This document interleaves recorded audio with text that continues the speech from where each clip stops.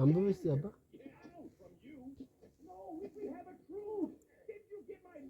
አንብበው አባ አንብበው እስኪ አንብበው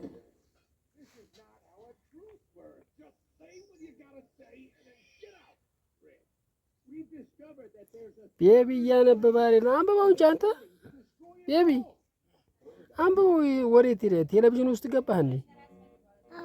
እስቲ አንብበው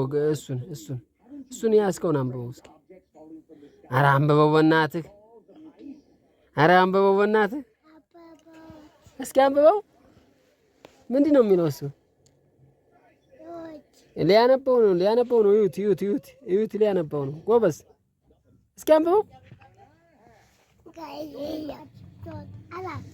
እስኪ እንዴት ነው እንዴት ሲነበብ